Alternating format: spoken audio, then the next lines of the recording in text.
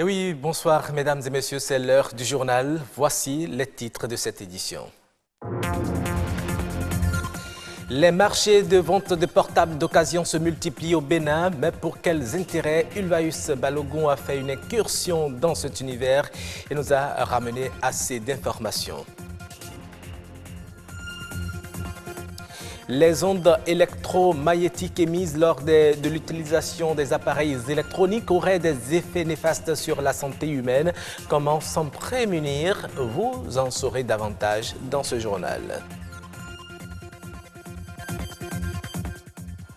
Et puis 190 pages pour élucider l'amitié et l'amour. L'ouvrage de la sœur Catherine Koudjalé répond à une question. L'amitié, est-ce la fleur ou le fruit de l'amour? À nouveau, bonsoir mesdames et messieurs. C'est par une information brève que nous démarrons cette édition. Vous savez, depuis le 3 août 2018, l'utilisation de WhatsApp, Facebook, Twitter ou encore Viber est soumise à une taxe en République du Bénin. Cet impôt fixe une imposition de 5 francs CFA hors taxe par mégaoctet pour l'accès à Internet utilisé. Il est stipulé que la taxe prélevée mensuellement par l'opérateur ou le fournisseur ayant délivré le service devra être versé dans les caisses du Trésor public au plus tard le 10 du mois suivant. Le prélèvement en cas de manquement à cette obligation, une majoration de 10% sera appliquée sur les sommes dont le paiement est différé. Et cette taxe frappe également les services voix, SMS et Internet qui sont désormais sujets à un impôt de 5% du prix hors taxe prélevé également chaque mois par le fournisseur du service.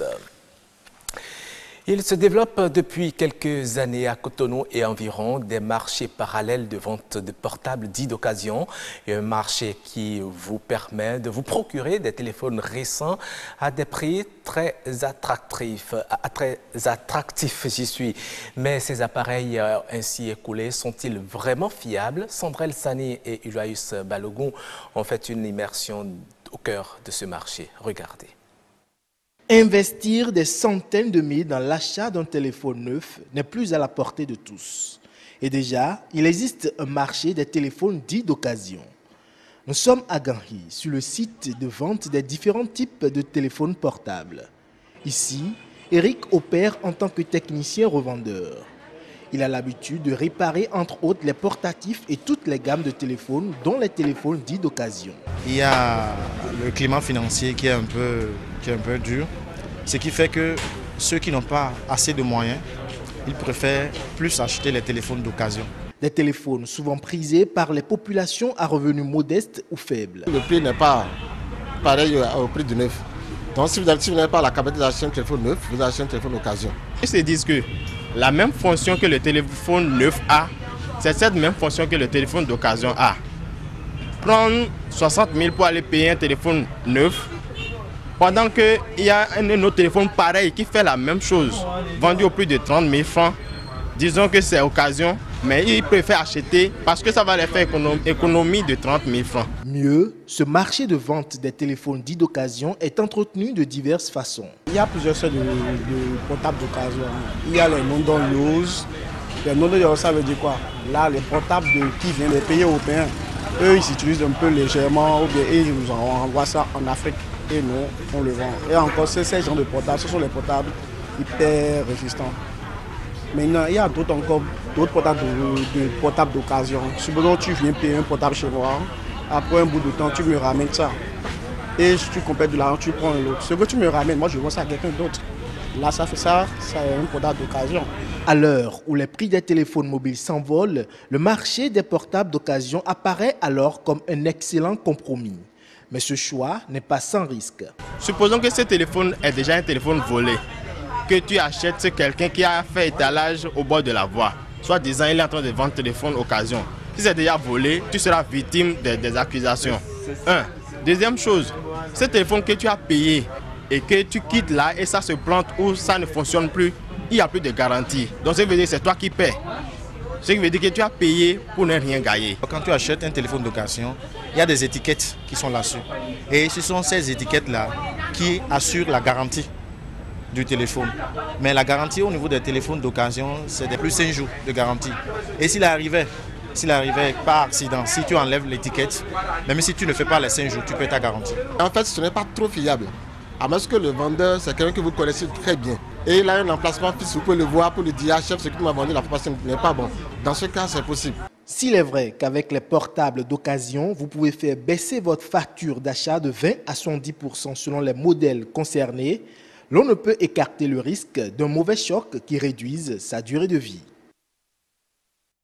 Merci à vous, Ulvaïs Balogun. Restons dans le même registre, celui de l'univers des appareils émettant des ondes radioactives, pour vous dire que l'utilisation des nouvelles technologies n'est pas sans revers. Les ondes électromagnétiques émettent des radiations qui peuvent être nuisibles à la santé, mais il est possible de se mettre à l'abri de ces radiations. Alors, quelles précautions faut-il prendre pour éviter les effets néfastes de ces ondes? Élément de réponse à travers cet extrait.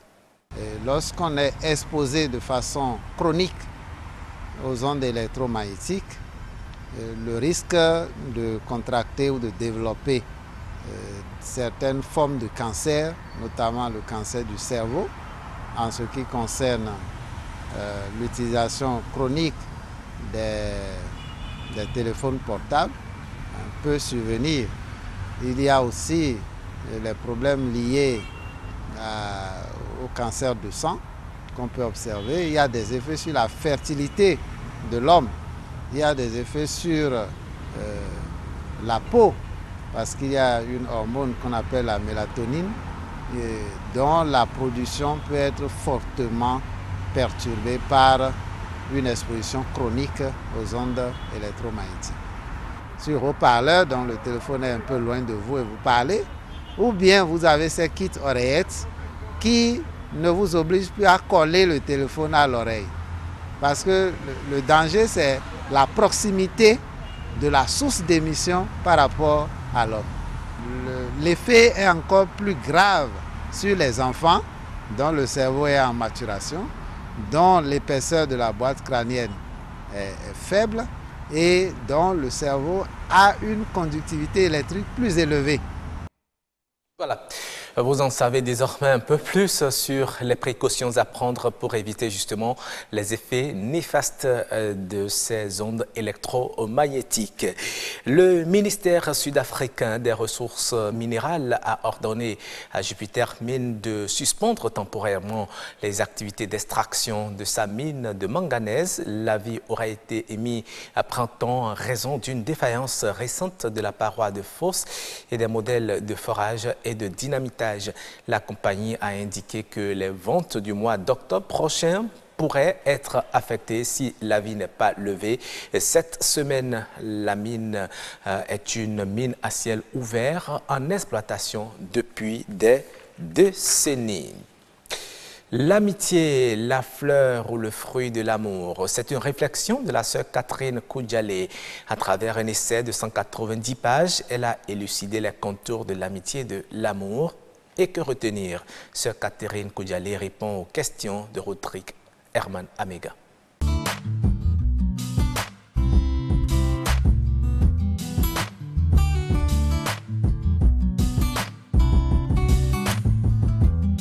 L'amitié est une donnée de notre existence dont nous avons fortement besoin pour nous construire. L'amitié contribue fortement à la construction de notre personnalité. Et en fait, j'en suis venue à me rendre compte en y réfléchissant qu'au fond, l'amitié vient compléter l'amour pour nous aider à tenir debout. Et c'est en ce sens-là que mon ouvrage s'adresse également à ceux qui vivent en couple, qui sont déjà unis par l'amour. J'ai compris que l'amour a besoin d'un complément que l'amitié lui apporte. Donc j'en suis venue à conclure que, en fait, il faudrait s'aimer suffisamment pour devenir des amis et être assez amis pour s'aimer comme il convient.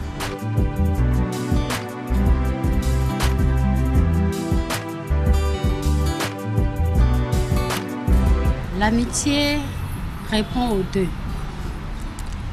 La fleur porte la promesse du fruit à venir, à espérer.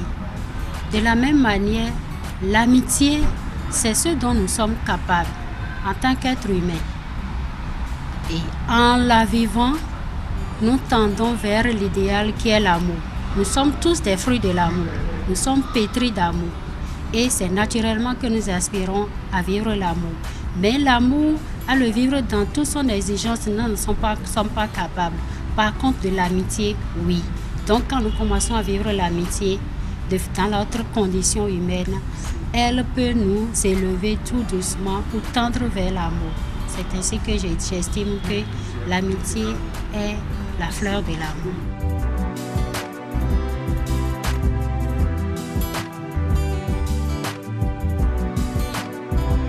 Le cœur rouge représente l'amour. Avec sa couleur rouge rappelle cette fougue, cette force, cette passion qui symbolise, qui caractérise l'amour. L'amour est forcément passion. Voilà pourquoi quand ça nous prend, on se sent comme possédé, poussé, porté par une force que l'on ne maîtrise pas soi-même. C'est ce que suggère la couleur rouge de ce cœur.